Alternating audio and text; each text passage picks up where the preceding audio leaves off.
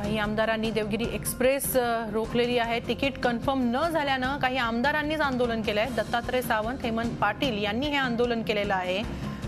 Devgiri express त्यांनी रोखून धरलेली आहे, त्यामुळे नांदेड रेल्वे स्टेशनवर प्रवासी मात्र खोळंबलेले आहेत।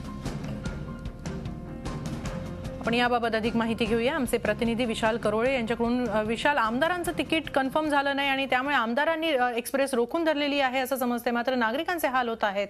काय अधिक माहिती आहे? हेमाली, स्वतःच्या सुविधेसाठी आमदार कशा पद्धतीनं लोकांना त्रास देतात याचं एक उत्तम उदाहरण आपल्याला म्हणावं लागेल। खरं तर ही गाडी नांदेडवरनं 6 वाजताच्या दरम्यान सुटते, मात्र अजूनही ही गाडी नांदेड स्टेशनवरच अडकलेली आहे। म्हणजे तब्बल 2 तास ही गाडी आता उशिरा झाली आहे आणि याचा मोठा फटका प्रवाशांना बसतोय।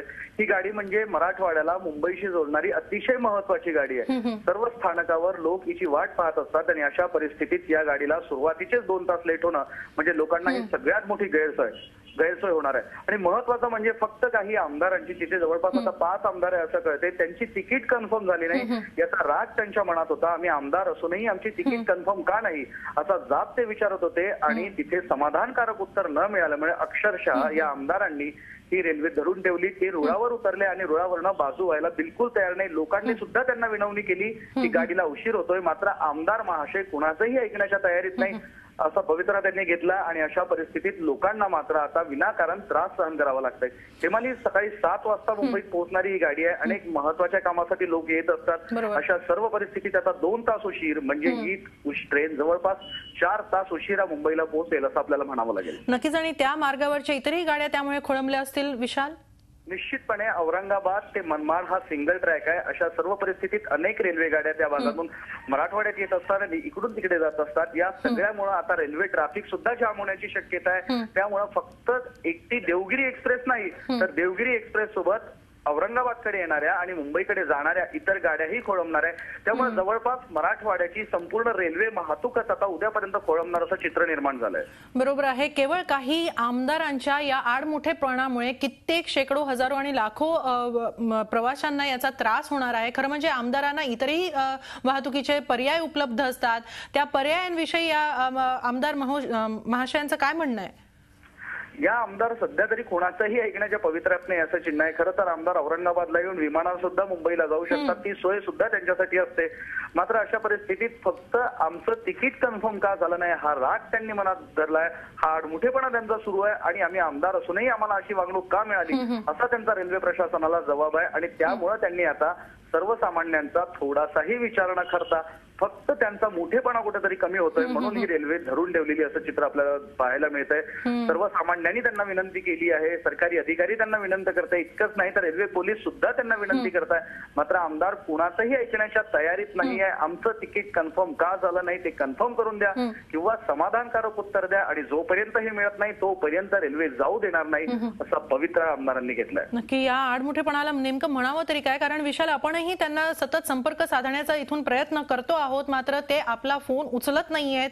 इतके त्यांच्या त्या आंदोलनामध्ये आणि त्यांचा एकूणच तिकीट कन्फर्म काय नाही झालं तर त्यांनी लगेच इतक्या सगळ्या प्रवाशांना वेठीस धरलेलं आहे।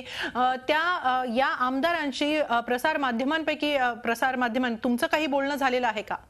सध्या तरी आमदार कुणाचाही फोन उचलत नाहीयेत, ते रेल्वे स्टेशनवर आहेत। प्रचंड रागात ते अधिकाऱ्यांसोबत भांडत आहेत, त्यांना जबाब विचारण्याचा प्रयत्न करतायत। प्रसार माध्यमांशी सध्या बोलायला तयार नाही, कुणाशीही बोलायला तयार नाही। त्यांना फक्त त्यांचं तिकीट कन्फर्म करून हवंय किंवा त्यांना तिकीट कन्फर्म का झालं नाही याचं समाधानकारक उत्तर हवंय। समाधानकारक उत्तर म्हणजे इतकंच की आम्ही आमदार असूनही तिकीट कन्फर्म का झालं नाही हा प्रश्न त्यांचा आहे। या सर्व परिस्थितीत आता कोणाचंही न ऐकता आडमुठेपणा करत या आमदारांनी अक्षरशः लाखो प्रवाशांना मराठवाड्यातला आता वेठीस धरून ठेवलेला आहे। बरोबर आहे, वेठीस धरलेला आहे प्रवाशांना। मात्र आमदार जरी काही उत्तर देत नसले तरी रेल्वे प्रशासनाकडून काही तोडगा काढला जातोय का? रेल्वे प्रशासनाचं या सगळ्या प्रकारावर काय म्हणणं आहे? रेल्वे प्रशासन आमदारांना समजावण्याचा प्रयत्न करत आहेत। बऱ्याच वेळापासून हा प्रयत्न त्यांचा सुरू आहे। 6:10 गाडी सुटायला हवी होती तेव्हापासून रेल्वे प्रशासन त्यांना समजावण्याचा प्रयत्न करतायत, तिथले अधिकारी त्यांना बोलण्याचा प्रयत्न करतायत, मात्र आमदार कोणाचीही ऐकून घेण्याच्या मनस्थितीमध्ये दिसत नाहीये। स्थानिक लोक सुद्धा या आमदारांना सांगण्याचा प्रयत्न करतायत, त्यांना समजावण्याचा प्रयत्न करतायत, प्रवासी खोळंबले असल्याचं दाखवण्याचा प्रयत्न करतायत। मात्र सध्याच्या परिस्थितीत कुठलाही आमदार हे काहीही ऐकून घेतल्याला तयार नाही असं तिथले लोक सांगतायत आणि त्यामुळं अजूनही रेल्वेगाडी किती वाजता निघणार हे सांगता येत नाही।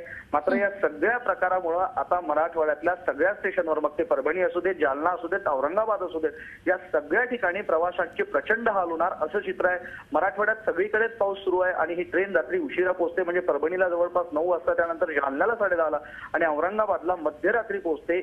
ही ट्रेन आता 2 ते 3 तास उशीर झाल्यामुळे प्रत्येक ठिकाणी उशिरा पोहोचेल, औरंगाबादमध्ये पहाटे पोहोचेल, त्यामुळे नागरिकांना सुद्धा मोठा मनस्ताप होणार आहे। बरोबर आहे। अनेकदा आमदारांचा हा आडमुठेपणा अनुभवायला मिळतो आणि विशेषतः ज्या लोकांचं ते प्रतिनिधित्व करत असतात त्याच लोकांना त्यांच्या या आडमुठेपणाचा खूप त्रासही सहन करावा लागतो। खूप खूप धन्यवाद विशाल, आपण दिलेल्या या सविस्तर माहितीबद्दल। झी 24 तास रहा एक पाऊल पुढे।